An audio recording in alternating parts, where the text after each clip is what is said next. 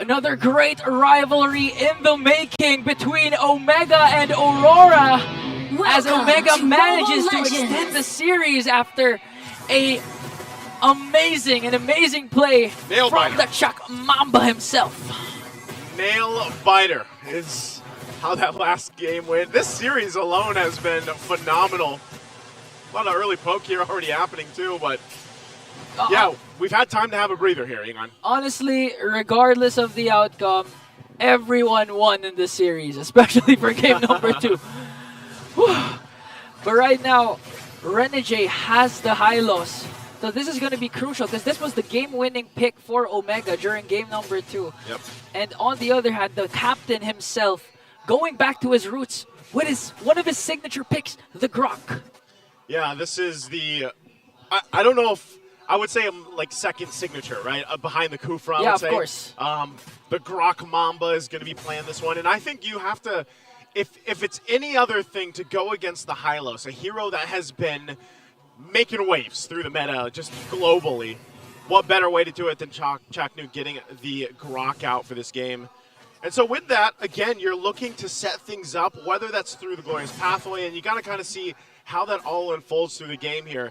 And I think like the panelist said too, Ryota is going to play a part in that because you're trying to fight into that Zaman Force setup even and into that Glorious Pathway. So Alas Insanity is great for that. Yeah, Glorious Path. Oh, yeah. The combination of skills coming in from Omega is just really immense.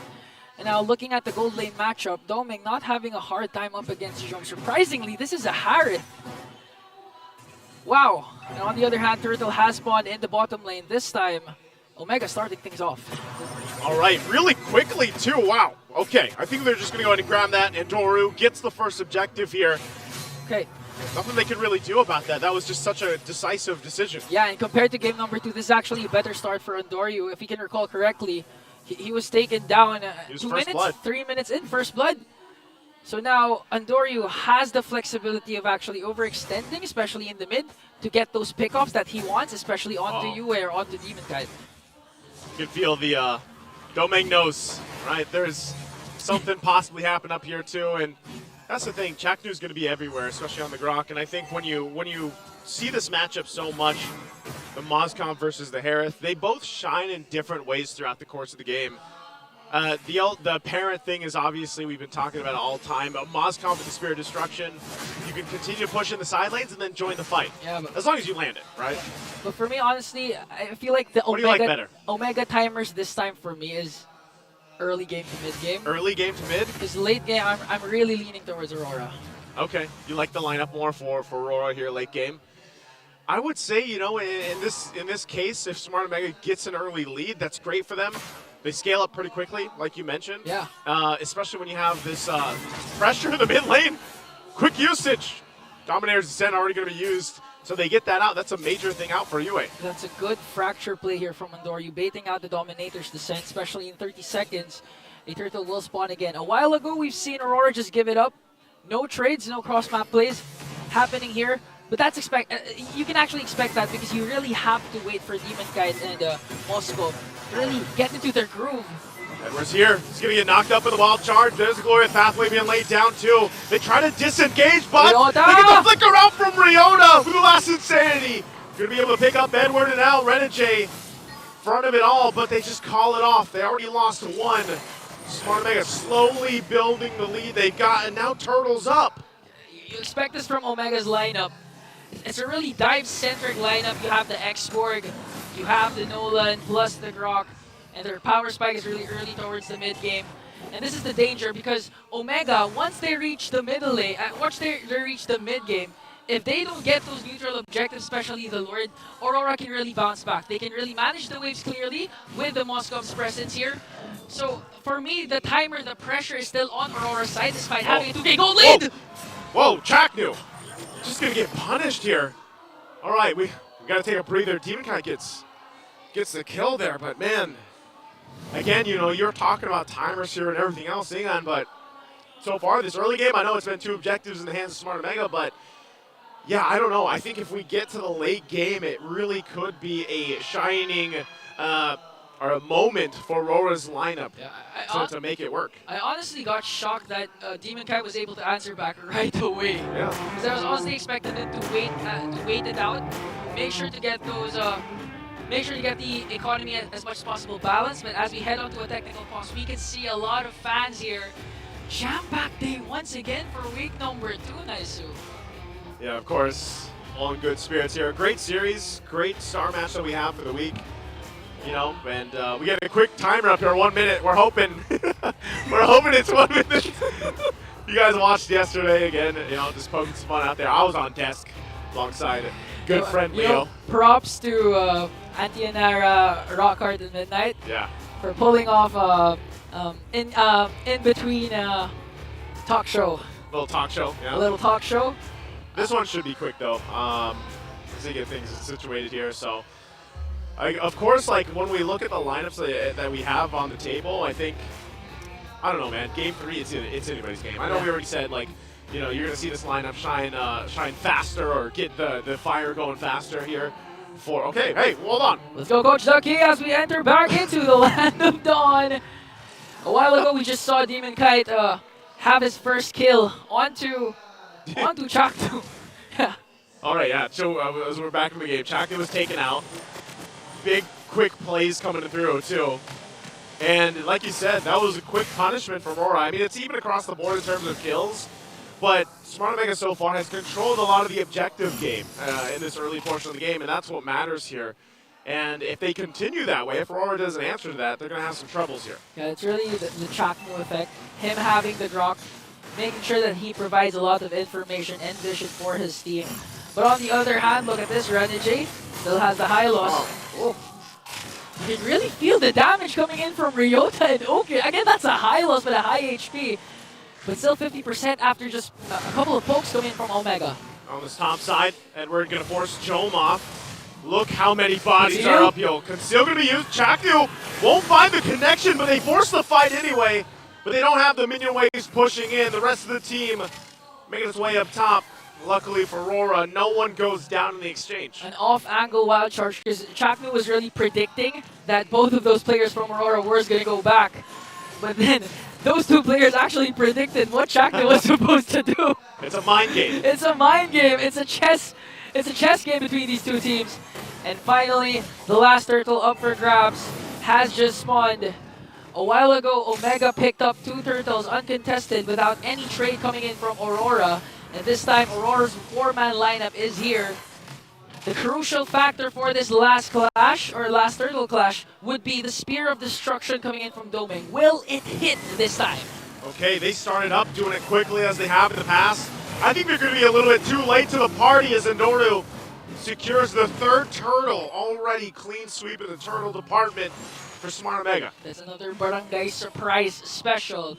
They're not going to wait for the dances anymore. They're just really going to burst down the turtle, not let Aurora get some momentum to counterattack. You know what I say? This is what Smart Omega has to do. They have to be decisive. They have to make these choices. Full commit. And commit, yeah, full send it. So objectively, that's what they did. Oh. And now Renegade going to the front side, drop the Glorious Pathway. There's the setup already, though. Zaman force being dropped down, too. He's going to get stunned. Demon Kite looking on Jomba. Renegade goes up on the top side. 2 Dominators descends, too. Firing off each other. Ukir gets punished. And now Aurora possibly looking for more as Demon Kite's going to work on Ryota. They get 3 big kills in the pockets of Aurora. Aurora doesn't care about the turtle. You got 3 turtles, we'll get 3 kills to our name. Jome, Uki, Ryota will fall down. And we have to credit a lot actually to Renegade, because Renegade was soaking up the bulk of the damage coming in from Omega. So a lot of the skills are expended onto this Hylos, which enabled the damage dealers of Aurora to just really free hit and take down Omega. Yes, again, some people wonder, like, how do you deal with his ass? Well, maybe you just take the Valentina and you get 2. You know, you have 2 Dominators sense working at each other and firing off. But again, like you mentioned, man, that was great positioning coming out from Renegade. Even Edward utilizing the final slash there. So, what's the response? Gold lead is gone. Now Renegade has to defensively get out of there. Way's going to be blocked off, though, of course, by Chaknu. So they set back in to their position here with the focus on the mid. I'm not sure if you noticed it, but Renegade actually was right there on time. Because Antonio casted his Retribution, so the slow effect went to Renegade instead of going through Doming. So again, Renegade being the hitman and the heal man at the same time for game number 3. At this point too, Yue picking up his Divine Glaive. This is great timing. You can see on the flip side, Andoru gets the Sky Piercer too, and this all sets the stage here, hang on, for that first big objective. Aurora has seen 3 turtles taken quickly from them, very quickly, and now they don't want the same to happen with the Lord here.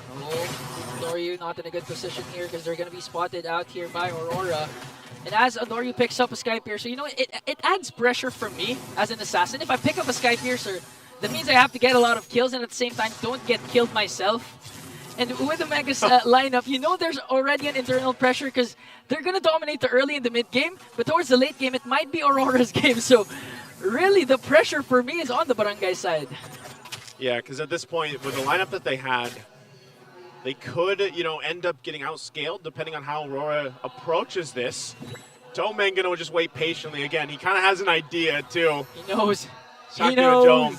Very patient. He's not approaching that wave there. He knows. He's fine. Jom knows. They've been there. They've done that. And now Aurora working on this Lord as Andoryu and Ryota surveys the scene. But important to note, look at the position of Edward. Any given moment, the final slash can come out of nowhere. Still keeping that Lord at half health here. They don't have the exact information, I feel like, up top. You know, Domeng's just kind of patiently waiting. He doesn't want to get picked off here. So we take another breather here. We're taking a little break. But, you know, that's the picture we're seeing. You know, Domeng is staying up top. I don't know if he actually had seen them or if he's just kind of got an inclination like, hey, there's some people in this bush, obviously. You know, we don't want to pressure it too much because if he gets taken out, that's an easy Lord. You know, for me, I think he knows. I think his instincts knows. Who could forget what happened during game number 2? Yeah. Or is it game number 1 where he stole the purple buff with one Spear of Destruction? And with his in-game instincts, I think he has an idea. But for me, if Aurora actually commits to the Lord, they're gonna have a hard. Omega's gonna have a hard time contesting because they're outnumbered 4-3. And if the Spear of Destruction coming in from Domeng hits, oh, it's gonna be a real clear disadvantage for Omega. So the pressure is on Chapnu and Jom to make a play and make sure that they take down Domeng. If they can get Domeng, like I said, that's an easy objective over. On the flip side, as long as Domeng, like, and that's what I say, even Domeng playing around this, he's kind of like waiting like for the wave to push into that turret and then clear it out, because he can clear it out pretty quickly. But if there's a split instance where Chaknu decides to punch it in, then, you know, again, it's all decisiveness. If they make the decision to go and they make a play there, that would be huge. But then as soon as that happens, Aurora knows too that 2 guys are up top. We should be able to win this Lord fight off, you know? And so those are the things that can fall into place here. So we can't forget the fact that Andoryu has the Nolan and easily steal out that Lord, out the Red Redeem and Kite. And so far, our assassin matchups hasn't disappointed. We've seen a lot of action-packed games coming in from the 2 assassins alone, not to mention the captains, the roamers, and as you can see, everyone's having fun here in the Green Sun Hotel. Coach Ducky back in the picture as we enter the Land of Dawn. Okay, so quick recap. First Lord up for grabs. Chaknu and Jom on the top lane, making sure to zone out Domeng. Will Aurora burst down the Lord, or will Omega make a play up top? Let's see what they do. They're still waiting patiently up there. Domeng just going to do his thing, waiting on the front side. Neither team really wanting to commit to the Lord, though, and that's the power of this export, too. You know, you have the immortality, you got plenty of armor. You can just kind of sit here for quite a while, too. We need a mini cam onto what's happening onto their top lane. Oh. Right now, Red J soaking up all the damage coming in from Omega, but I think they're going to burst down Ryota's Friarga armor here. It's bursted down, then rotate down. Even with the armor down, it still could be the same plan. They might just go for it. Renegades going to drop down the Glorious Pathway. Ukir does the same, and they try to collapse down on the top side. Jom going to force in. Oh, for destruction! A huge final slash, though! Are we going to be used? It forces Smart Mega back to Not sure if they can pick up a kill with it, but they will as Domeng cleans up Ryota.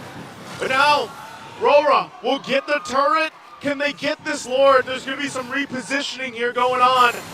Chakdu does not have the wild charge. He's just trying to provide vision, but I think it's just taken here by Aurora. And Doru also trying to pull something, but he's got to back off. Wow. Legend Zero bouncing back from a very rough game back in game number 2 with the Terizla. A lot of people are saying the penalty zones weren't hitting, but this time one final slash connecting onto 5 members. Yep. That's the N-word you want. That's the N-word you need if you're up against the top-seeded team as we end week number 2 rather. This is vintage Edward. Really controlling the game, controlling the pace, and setting up plays for his team. He has to, especially after the struggle we saw from the previous game. Oh, sandwich play. Look at this sandwich play on the top side already. And Doru take it out as Demon Kite gets another kill alongside the turret. I still focused here in the mid lane. Oh! They've got the Lord to work with too. Another quick turret. Domeng just destroying these things. And now with a switch in momentum, Edward picking up the Winter's Crown as well.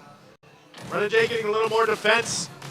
They're in prime territory to punch this one into the base at least. Oh. Dominator's Ascent can be used as well. Glorious Pathway there. Lord's still going to be worked on. Domeng. Turret quickly worked on by Domeng. Aurora, can they end this here in game number 3? Domeng! Edward gets the final touch and they turn it over! And Aurora will give the first defeat to Smart Omega as they win the series 2-1.